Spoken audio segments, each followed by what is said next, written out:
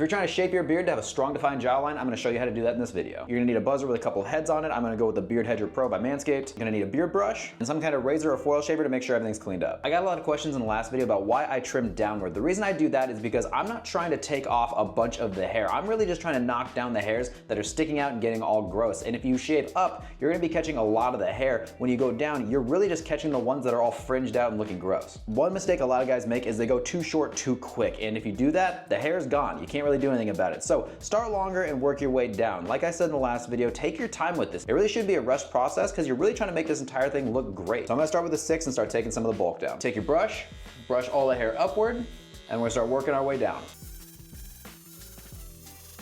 I like to keep a longer mustache, so just to give that fine line, I like to just go straight to the edge and then stop. All right, so that's just the first pass. As you can see, we already took down a lot of the bulk of the hair. Comparing the two sides, you can see that it's darker and a lot more full on this side, and it's a lot cleaner and shapen on this side, and that was just one pass. I'm gonna bring it down to a 5, and we're gonna go over it one more time.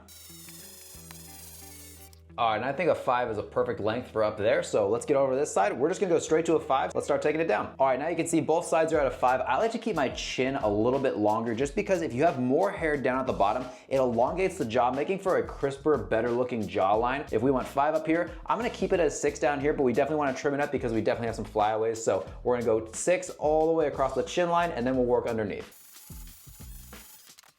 All right, now that the chin's all cleaned up, you can see that we start a little bit shorter, and as it goes down to my chin, it gets a little bit longer, and you can see that it actually extends the jaw a little bit. I always like to keep the mustache a little bit thicker, which is also gonna help with those lines of defining that jawline. So just a couple little tips and tricks that you guys can use at home. Now we're gonna go underneath. One thing that I like to do underneath is keep it a little bit longer, because once again, we're trying to define that jawline and make it look a little bit longer. So keeping your hair a little bit longer underneath is going to bring that look down. That's why when you see guys that have like a really masculine big beard, think like a Dan Bilzerian, it almost looks like a lot of structure. It's because he's got a very, very long beard underneath. So keeping it a little bit longer underneath your chin is definitely gonna help with that elongated look. So I'm gonna start at an 8 and work backwards.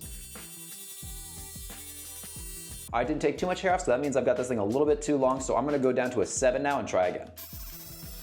And that's perfect. So now we're gonna take care of our lines. The easiest way to find that line is go to the center of your ear and draw a straight line down to the side of your lip. You can use a tool, you can use a book, you can use a ruler, whatever you've got, just to draw that line. Once you get it a couple of times, you're gonna understand exactly where it's at. So as you can see, if I draw a line straight from the center of my ear down to the side of my lip, it's gonna give me a perfect line, and that's really gonna emphasize that jaw because it's all about symmetry. So let's punch a line in really quick, and then everything above it, we're gonna shave off.